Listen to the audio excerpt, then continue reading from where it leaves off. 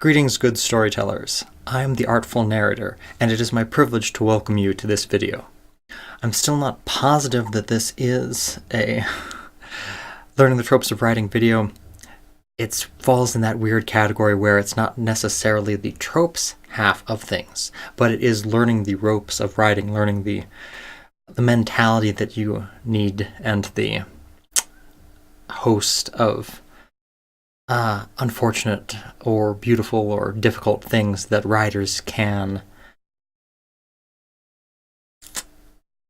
experience due to our hyper-creative mind and our ability to spin narratives both about our stories and our characters, but also about ourselves, and the unfortunate habit to spin negative narratives about ourselves.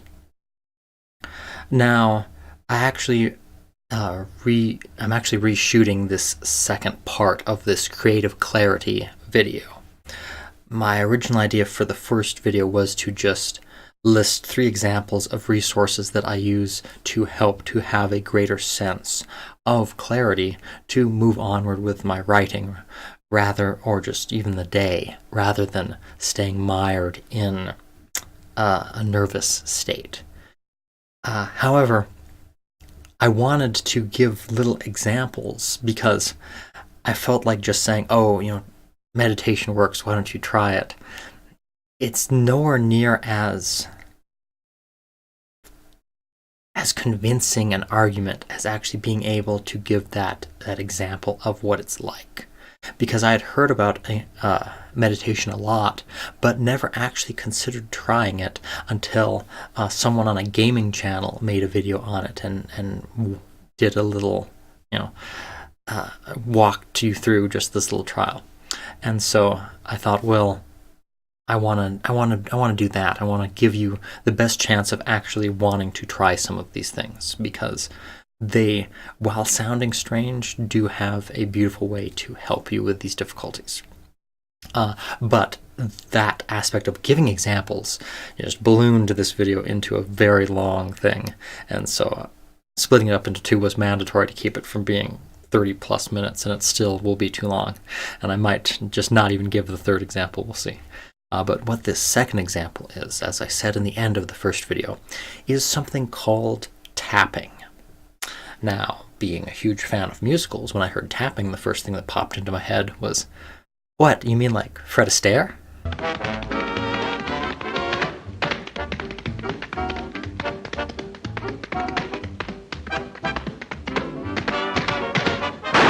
Gene Kelly? Gotta dance. But is this tap dancing? What is this? And no, what it is touching certain prime meridian points on the body while going through, I guess you could call it sort of a positive affirmations. You're speaking through a dialogue of, I guess I would say, positive truths or alternate perspectives to help you to better understand and deal with whatever negative or unfortunate emotions you are experiencing. And there's a whole host of YouTube channels that offer these guided tapping sessions. But for me, by far my favorite, it is Brad Yates, and I'll put a little image up here of his channel or one of his videos or something, and a link in the description as well, because I highly recommend him. He has a beautiful voice and a wonderful way of reshaping the way that you are looking at a problem and coming at it from a different perspective to help you to see that, yes, this is something that you can, this is something that you can weather, this is something that is not your fault, you can progress onward and have a more positive outlook. And he just has a wonderful compassion to him that makes him feel like he's some sort of a family member or a friend just taking you through these steps. And the reason that I like tapping sometimes as opposed to meditation is that while meditation is maybe more ideal until you have a really good sort of background of meditating built up to the point where you can just feel yourself getting anxious and you can just click into this new habit that you've created of just, I'm going to sit with these thoughts and maintain that beautiful but difficult balance of, it's like that quote that I put in the first video, allow your thoughts to come and go, but don't offer them tea. It's this idea that if you're resisting a negative feeling, or even negative's a bad phrasing, so just say if you're trying to, push away some sort of a painful feeling or, anxiety or stress, if you're resisting it, resistance makes stronger. But if you wholeheartedly just, are deciding that what this narrative that it is spinning is true, that it is right, and by extent that because this is usually something more painful, it's usually yes, I am a failure, you're right, of course, or I'm all these horrible things. You don't want to wholeheartedly believe these feelings, but you shouldn't resist them either. You need to have this nice space where the thoughts are just flowing past and you're allowing them to speak their piece, but you're saying, all right, that's an interesting perspective, but I'm not going to offer you any tea. You're welcome. There's the door. You can go now. And just letting them pass through. And so while that is the ideal situation, that's difficult to achieve, and I certainly haven't mastered it by any stretch of the imagination. And so because of this, the nice thing with tapping is that rather than sitting and just feeling and experiencing these emotions, these thoughts, with tapping, it has that little element to ground yourself, because while you are still experiencing this current, panic in the body, and by experiencing it, helping it to pass, you are anchoring yourself with both the tactile feeling of this tapping and also the minor mental act of repeating the words that are being spoken by the individual that's walking you through this, whether you're saying it out loud or just repeating it in your head. Still, it gives you that little bit of distraction, but yet you're still processing these emotions, and so it's that beautiful balance.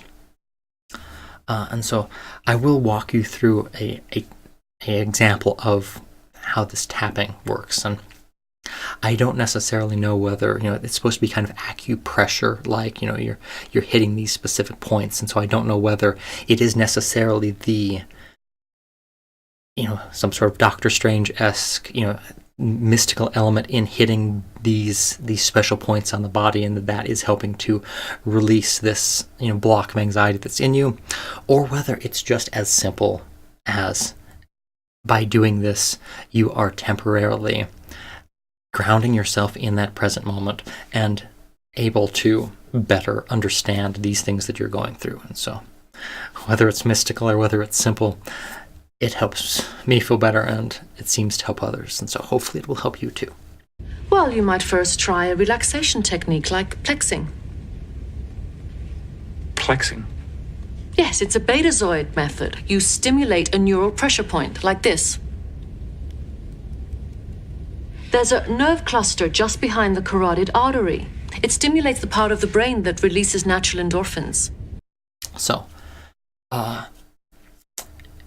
usually begins tapping like this, and so repeat the actions that I make, and also either repeat the words in some form or other to help you take them to heart. So let us begin. Now, we all experience stress and anxiety. We all have bad days, or sometimes even bad weeks. But we can make it infinitely more difficult for ourselves by adding to this an element of blame or guilt in that we're not doing good enough. That not only are we experiencing difficult times, but we're not being our greatest version in these times. That we sometimes feel like we should be able to be these superhuman beings, able to approach the world with the point of view of a Zen master and just go through these difficult times without being affected by them and without feeling sad or having outbursts of anxiety or frustration. And so we make it more difficult for ourselves by holding ourselves to this unreasonable standard. And yet, most of us have a beautiful element of compassion and understanding.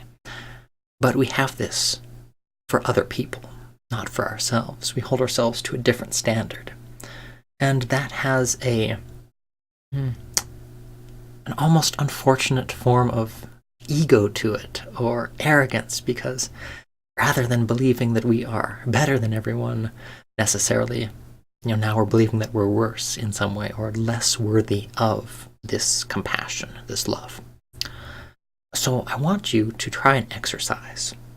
And being that it is usually easier to understand someone else's situation, a friend that is, than your own, pretend now that all the difficulties that you're going through, that all those were being suffered by a friend. And so I want you to focus on these difficulties and frame them in the context of a conversation with a friend. So now imagine that this friend is telling you what they're going through. Maybe they're having health problems. Or maybe they're having problems with family or work. And it all sounds very difficult and very unfortunate. But you can tell that one thing that's making it worse is that they, for some reason, believe that on top of all these difficulties, they should be doing better. Maybe they shouldn't be allowing these difficulties to affect them as much. Maybe they feel that they should be able to not just, help out their family or, take care of their job or whatever it is, but also do so with a sense of calm and of happiness, or at least an absence of this stress. And that sounds like a very unreasonable point of view, but you can certainly sympathize and understand how they could feel this way. They want to be their best version, their highest self, able to both help others and weather difficult times. And you can certainly relate to this. But because of this, it's easy for you to tell them that they're being too hard on themselves. That it is unfortunate that they're having all these difficulties, but that while it's difficult to change some of these, one thing they could change is to be kinder to themselves and more forgiving of their inability to deal with difficult times, or the instances where they have minor, meltdowns of stress or frustration and maybe can't be there can't be there for other people as often as they want. But you can see that this is only natural. They haven't been allowing time for themselves. And while they're having difficulty coming to terms with this reality, it's okay because they have a good friend in us. And if they're going to have a little bit of difficulty being there for themselves, well, we can be there for them. We can be a good friend to them because, of course, that is who we are. That is the empathy that we embody. Being a good friend to others. Helping them to get to a better place. So that they still have these other problems. but they no longer have the additional problem, the self-imposed problem of this shame or guilt, this feeling of inadequacy, of somehow being not up to the challenge. And so, metaphorically give them a hug and let them know that you've got their back and that you can help them to get through this. And then shift yourself back out of this narrative and see how much easier it was to listen unbiasedly to someone else's troubles and to forgive them for not being their very best self. How much easier that was when you're offering compassion and empathy for someone else compared to when you're offering it for yourself. And yet the person in this exercise didn't exist. The person was, in fact, a placeholder for you. And so if you can forgive that friend, even for this brief period of time, for not having that sense of calm, for not being a superhero, well, then maybe it's a little bit more easy to envision that you could forgive yourself. So that you can continue on with these things you can't change, with these difficult situations. And yet, now you can have that greater sense of love for yourself. Because that is something that we can begin to change, that we can begin to build and nurture. It's not a change that will happen like that. It's something that will take time. And you certainly shouldn't blame yourself for needing to take time to learn to love yourself this way. But if you begin to take the steps, begin to foster that understanding, then you're well on your way to a life with a greater sense of peace, calm, and love. Because these difficult times that we're going through will change. They will get better, as assuredly as the sun rises in the morning. But sometimes waiting for that sun to rise can feel like a very long, very stressful thing. But even in difficult times, it's more friendly with two. It's more friendly if you have your back. So take a moment, give yourself a hug, and let yourself know things are going to be okay, and that you are a beautiful individual with a wonderful, compassionate heart, and that you can and will get through this, and will grow to become your best friend. Now, take a deep breath, and let all this anxiety out. And so, there you have it. That is a rather sloppy, but certainly earnest example of tapping. And there are a wonderful variety, a wonderful array of flavors out there of this tapping for anything that you're going through, so that you can find the right words that mirror the things you're going through. But this is something that fairly transparently is for me, because I have difficulty with this, and so that's why I'm making it. At some point I will maybe do a video on what the third example was going to be, but this video is already long enough as it is. So for the time being, we'll call this a two-parter, and I will move on to making a more traditional trope video. Thank you for allowing me to do this, for being understanding, because I definitely, again, fairly transparently, I don't plan ahead and make videos based around specific times. I don't make a video with pirates and Pirates of the Caribbean stuff because I see that Talk Like a Pirate Day is coming up in a couple weeks or something like that. Although that would be fun to do things like that. I don't really do holiday-centric, themed videos. And while I would love to do that at some point, right now, this creative process is closely tied to my own feelings, and so if I'm excited with some new video, with some new TV show, I try to make a video on that because it's easier.